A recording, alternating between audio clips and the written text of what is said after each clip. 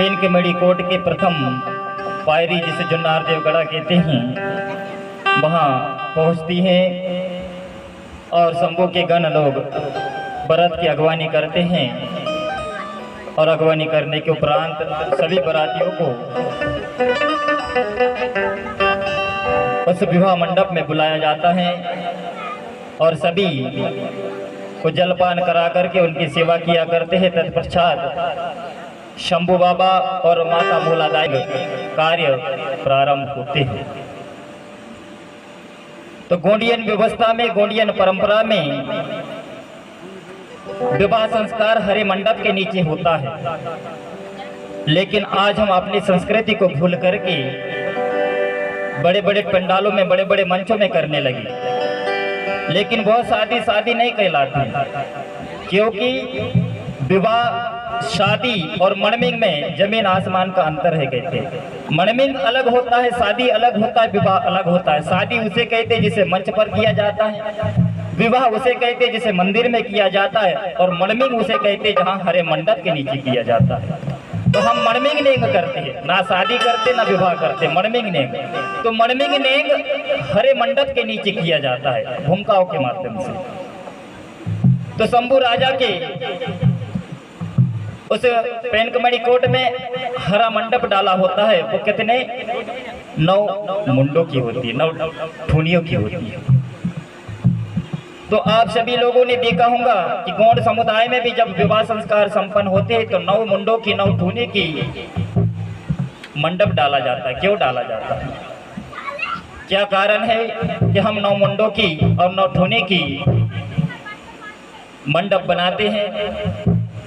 तो शंभू बाबा नौखंड धरती के राजा थे, माने 5 खंड धरती के राजा थे, धरती का राजा मालिक थे, और 16 खंड आकाश प्रकृति शक्ति फड़ापेन उसके राजा थे। तो इसी आधार पर 9 खंड धरती के नाम से 9 मुंडे की जो मंडप होता है वो हरा मंडप सजाया जाता है, और उसी हरे मंडप में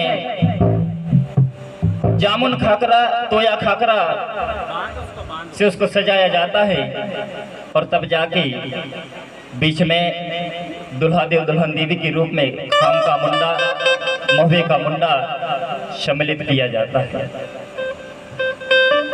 और उस मंडप में आपने देखा होगा कि एक तोरण लगा होता है। वो तोरण कहाँ से आता है? उस मंडप में जब भावर नेंग होते तो 5 कलश जलती है। वो 5 कलश कहाँ से आए होंगे? उस मंडप में खर्ची के 2 मटके होते हैं, वो कहाँ से आए होंगे? ये सारी जो व्यवस्था है, जो परंपरा है, जो हमारे मंडप में लगाई गई, ये कहाँ से आए हैं? हमें आज भी इसका कोई ज्ञान नहीं। ना तो हमारे आजा पुरखा को मालूम था, ना हमारे दादा परदादा को मालूम था कि ये मंडा कैसे बना, 9 ठुनी की कैसे बनी, इसमें तोरण क्यों बांधा जाता है, इसमें प्रकृति के 5 कलश ज्योति जला करके भावर क्यों पारा जाता है, क्या कारण है? तो हम गौड़ समुदाय प्राकृतिक विधि से विवाह संपन्न करते हैं। जैसे प्रकृति में आपने देखा होगा कि हम खेत खलिहान का काम करते, खेती बाड़ी जब करते हैं तो बेला वाली खेती करते, बेली वाली बीजों की खेती करते, जैसे कुंदरू, करेला, तोड़का की जब हम खेती करते, आपने देखा होगा कि हम जब बीज को बुआई करते हैं तो 2 दिन बाद वो बीज में से अंकुर फूल करके एक छोटा सा पौधा उगाता है। जब वो पौधा बढ़ने लग जाता है, उसकी बेला बढ़ने लग जाती है, तब जाके हम कहते हैं उस बेला को ऊपर चढ़ाने के लिए उसमें मुंडा गाड़ा जाए। तो हम क्या करते हैं? एक मुंडा गाड़ते हैं, और उस मुंडा के सहारे वो बेला ऊपर चढ़ते जाता है। जब ऊपर चढ़ करके वो फल देने लायक बन जाता है, परिपक्व हो जाता है कि अब जाकर के वो फल देगा, तो हम उसके लिए क्या करते हैं? मंडप सजाते हैं। तो हम कहते हैं ना, करेला का मंडप बनाते, कुंदरू का मंडप बनाते, दोड़का का मंडप बनाते। उसी समय उस जो बेला वाली वृक्ष है उसका मणमिंग संस्कार हो जाता है, तब जाके वह फल देने लग जाता है। वही संस्कृति और वही प्राकृतिक विधि आज हमारे गौड़ समुदाय में है, जो मणमिंग नेंग के समय हम भी हरे मंडप के नीचे विवाह संस्कार संपन्न करते हैं। हम ऐसे वैसे बनाई संस्कृति के नहीं, हम तो प्रकृतिवादी है। प्रकृति के देख के उसको एक्सेप्ट करके और उसको देख करके हमने अपनी संस्कृति बनाई। हम भले ही आदिवासी समाज कहते हैं अनपढ़ है, लेकिन अनपढ़ नहीं है। हम तो इतने महाज्ञानी हैं कि आज प्रकृति का हर एक ज्ञान, चाहे भूविज्ञान हो, वनस्पति विज्ञान हो, चाहे ब्रह्मांड का ज्ञान हो, हम सारी चीजें जानते हैं। आज वनस्पति विज्ञान में हमारे गौंड समुदाय में इतने लोग विख्यात हैं जिनको एक एक वृक्ष के जड़ी बूटी का मालूम है कि ये किस काम में आता है, किस इलाज के कार्य में आता है। और आज उसी ज्ञान को हमारे परम पूज्य कहते हैं ना रामदेव बाबा, आपने देखा होगा जिन्होंने स्वदेशी प्रोडक्ट निकाला पतंजलि, तो उनके पास इतनी जड़ी बूटियों का नॉलेज कहाँ से आया? हमारे पास से आया, हम लोगों ने दिया, उनको आदिवासी समाज ने दिया। अगर हम उसे देते नहीं तो आज वो इतना बड़ा पतंजलि का मालिक ना होता। और हमें कहता है रामदेव बाबा बोले आप सभी लोग योगा करो, भाई तो योगा करो। अरे आदिवासी समाज योगा फोगा नहीं जानता। हम तो उठ करके सबसे पहले खेती बाड़ी का काम करते, हमको योगा करने की जरूरत नहीं है। जरूरत उन लोगों को है जो लोग पड़े पड़े घर पे बैठे रहते हैं, उन लोगों की योगा करने की जरूरत है। आदिवासी समुदाय योगा फोगा नहीं करता। हमारी योगा तो हमारे नृत्य में होती है। आपने देखा होगा जो हमारा डंडा नृत्य है, हमारा सेला नृत्य है, हमारा बिंदरी नृत्य है, हमारा मर्मिंग नृत्य, इन नृत्य में तो हमारी योगा हो जाती है। हमें योगा करने की कोई आवश्यकता नहीं। तो इतने बड़े हम महाज्ञानी हुआ करते थे, आज भी हम प्रकृति के सारी चीजों के बारे में नॉलेज रखते थे। और इसीलिए कहा गया है कि उस आदि मानव काल में जब अग्नि की खोज किया तो सर्वप्रथम इस गौंड समुदाय ने अग्नि की खोज किया। और वही आदिवासी समुदाय आज प्रकृतिवादी होकर के और प्राकृतिक विधि विधान से हमारे नेंग संपन्न करता है। अगर मैं जन्म की बात करूं तो जन्म संस्कार भी हमारी प्राकृतिक विधि से होती है। आप देखिएगा कि प्रकृति में हर एक बीज, हर एक जीव जंतु जब जन्म लेता है तो पीले अवस्था में क्यों लेता है? आपने देखा होगा कोई भी बीज हो, जब हम उसकी बोनी करते, जब उसका पहला जो गोम निकल आता है वो पीले अवस्था में क्यों आता है? हमारा भी जन्म होता है तो हम भी पीले अवस्था में आते हैं, क्योंकि ये प्रकृति का नियम है। तो धरती भी हमारी माता है और इस धरती में जितने भी जो जीव जंतु जन्म लेते हैं वे सभी इस धरती के पुत्र कहलाते हैं। और हमारी जो जन्म संस्कार है वह भी प्राकृतिक विधि विधान से ही। जब छठी शोभनिंग बारसा नेंग जब हम करते हैं तो 5 दिन के बाद पंचबंधन, जिसमें 5 गांठे प्रकृति के पंच तत्वों के माध्यम से हमारी कमर में बांधा जाता है, तो वो होता है चुडुर शोभनी, जो पंचबंधन कहते 5 दिन बाद 6 दिन बाद करते हैं। और मातृशक्ति को यह बात मालूम होगा कि जब उस बच्चे का जो नरा काटा जाता है, वो जब नरा गिरता है तो उस नरा को हम एक छोटे से गड्ढे में गड्ढा करके उसे गड्ढे में दबा देते हैं, मतलब कि उसे मिट्टी में मिला देते हैं। तो आज अगर मैं या फिर आप लोगों को कोई प्रश्न करता है कि मातृशक्तियां जब किसी गणजीव का समाप्त होना यानी कि गणजीव इस दुनिया को छोड़ चला जाता है तो उसके मैयत में मातृशक्ति क्यों सम्मिलित नहीं होती? ऐसी कौन सी व्यवस्था है कि उसमें मातृशक्तियां मट्टी देने नहीं जाती? क्या कारण है? तो इसका कारण यह है क्योंकि जब नरा गिरता है तो वह नरा मातृशक्ति पहले ही मट्टी खोद करके उसे पहले ही मट्टी दे देती है, क्योंकि वह नरा भी तो एक जीव है। उसी नरा से बच्चे का पालन पोषण होता है, जिसको गोडे में कहते हैं मोटो।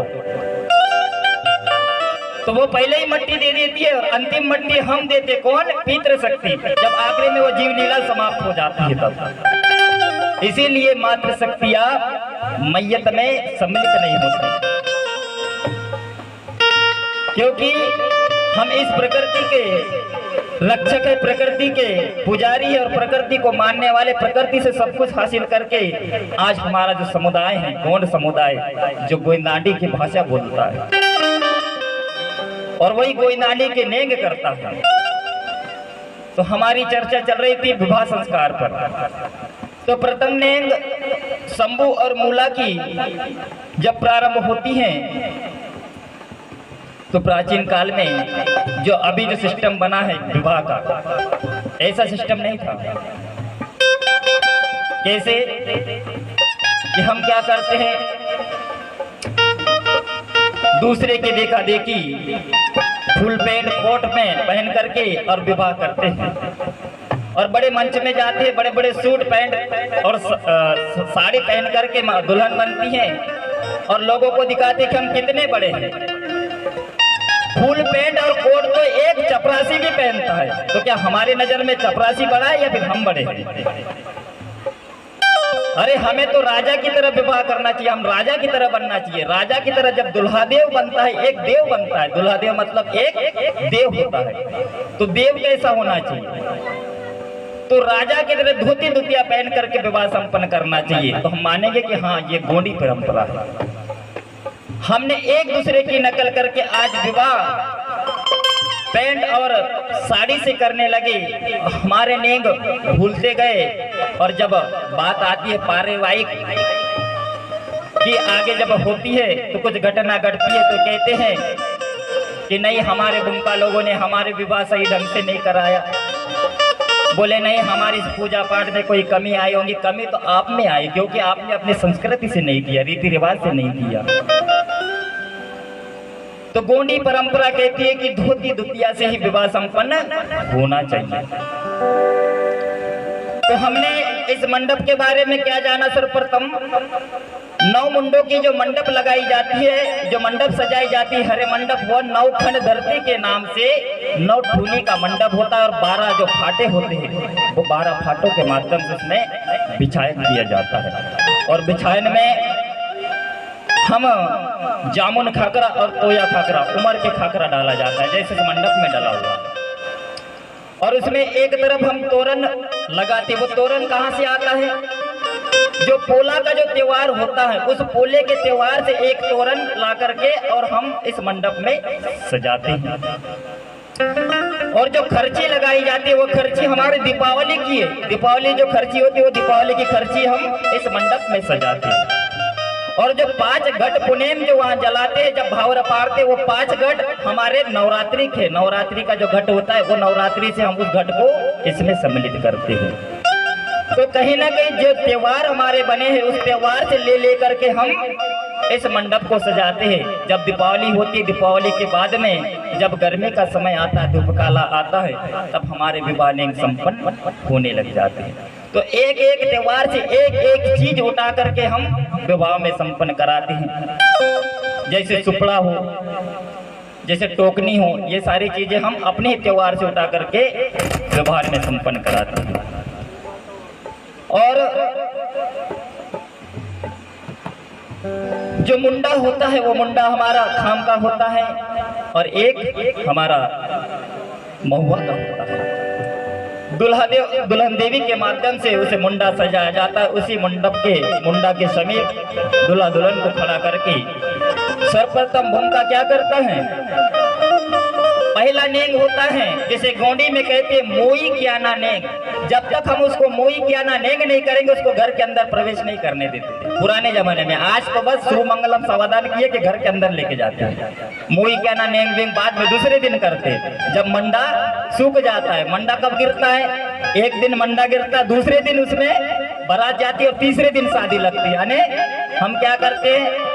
पुराने मंडप में शादी लगाते हैं। अरे आज मंडप बना है तो आज नाइट में शादी लगाओ ना, या फिर कल लगाओ। हम 3 दिन बाद उस पुराने मंडप में शादी लगाते हैं, कहते हैं कि हाँ आज भावर पाड़ते हैं। तो ये हमारा सिस्टम है, जो हमारे सिस्टम को आज हम भूलते गए और दूसरे का देखा दा के सिस्टम हम अपने अंदर उसको एक्सेप्ट करते गए। इसीलिए हमारी परंपरा आज हमसे दूर होती गई और कहते हैं कि हम गोंड हैं, हम आदिवासी हैं। अरे कहाँ के गोंड? तुम्हारे पास ना तो गोंडी भाषा है, ना संस्कृति है, ना रीति रिवाज है, ना परंपरा है। आज संविधान में हमें बताया गया है, लिखा गया है कि गोंड हिंदू नहीं है। क्यों? क्योंकि हमारी परंपरा, रीति रिवाज, संस्कृति मेल खाती नहीं है। आप देखिए कि सनातनी में वे बर्थडे मनाते हैं, हम छठी शोभनी वारसा मनाते हैं।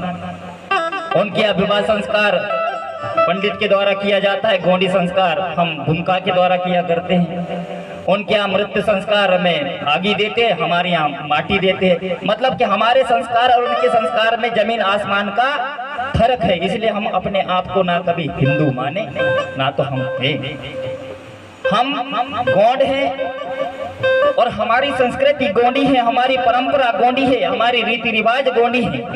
और हम अपने देवों को माने, और हम अपने देव को मानेंगे तो हमारे देव भी हमें जरूर आशीर्वाद प्रदान करेंगे। इसी आधार पर धर्मगुरु पाहनी पारी कुपार लिंगों ने हमें ऊना पूना में विभाजित किया। कैसे?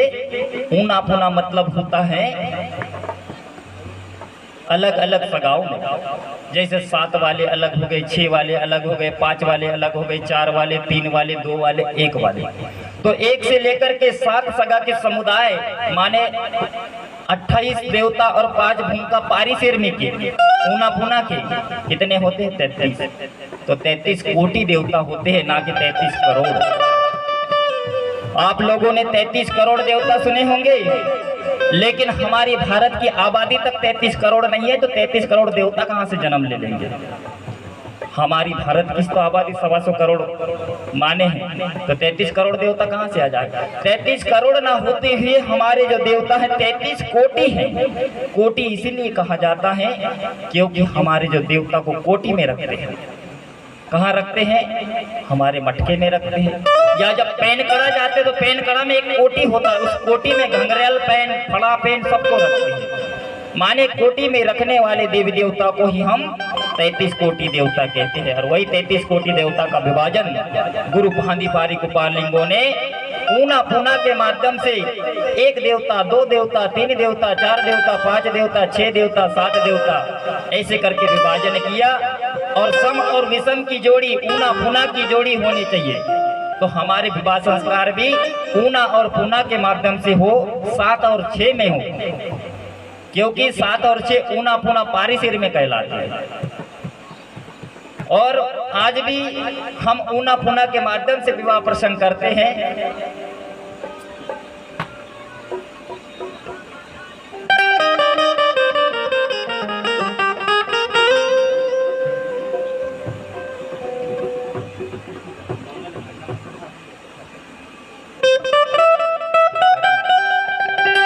तो चलिए कुछ ही समय पश्चात मनमेंग संपन्न होने वाला है।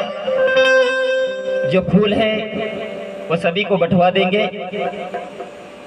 तो हमारा जो मंडप था वो मंडप का श्रृंगार हमने सभी को बता दिया कि किस आधार पर बना हुआ है। और इस मंडप के नीचे राजा रानी पूर्व दिशा की ओर, पश्चिम दिशा की ओर अपना अपना चेहरा करते हुए, मुंह करते हुए एक दूसरे के समीप खड़े होकर के और इस गोंडी मंगल अष्टक के माध्यम से हम इस मनमेंग नेंग को संपन्न कराएंगे। तत्पश्चात भावर नेंग होगा और उस भावर नेंग में प्राकृतिक विधि विधान के माध्यम से प्राकृतिक फेरा, जो हमारा पत्थर का चक्की चलता है उसी चक्की की दिशा में हम भावर नेंग संपन्न कराते हैं। हम उसको भी लेकर के चलेंगे। तो सबसे पहले हम मंगल अष्टक जो गोंडी भाषा आधारित है उस मंगल अष्टक के माध्यम से जो फूल है, जो चावल के दाने हैं उन्हें छोड़ेंगे। ये परंपरा हमारे में नहीं है, फिर भी हम आज करा रहे। क्यों? क्योंकि हमारे इस गांव में अन्य भी समुदाय निवास किया करता है। तो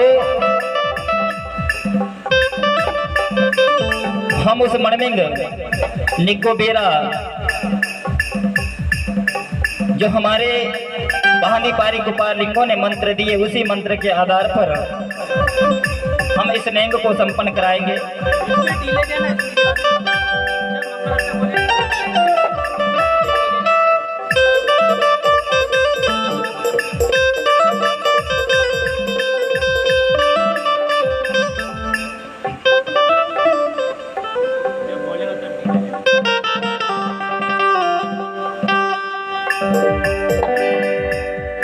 तो दुल्हा देव, दुल्हन देवी और भूमिका सभी लोग ध्यान देंगे।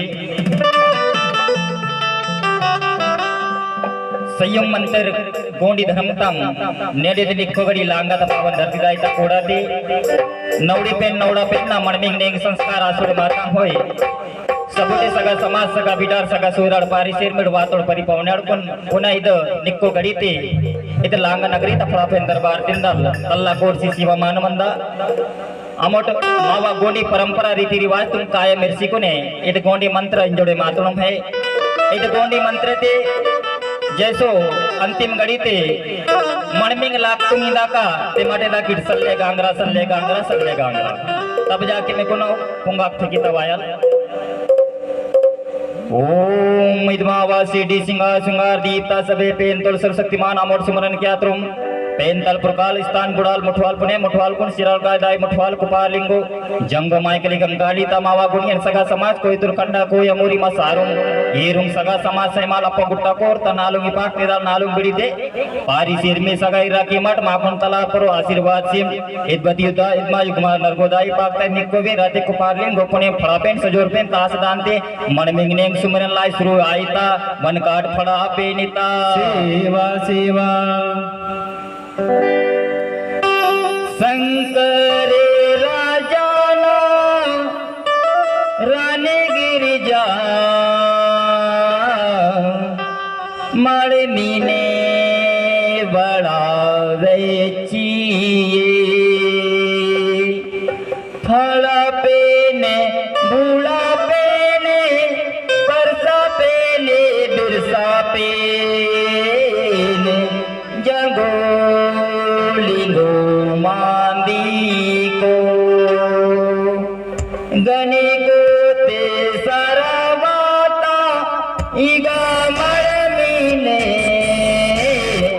समूह महादेवे मणमिंग लाग तू सले घागरा पिबीरा लेकन जना नवरीना जसोदी सलाताये गिरजाले नवराल बीतोवे सुबे मातोले जसो आदूले शंभु भोलाले अवाले बाबो भी तमो कुसिया तो शंभु महादेवे मणमिंग लाग तू सल्ले घागरा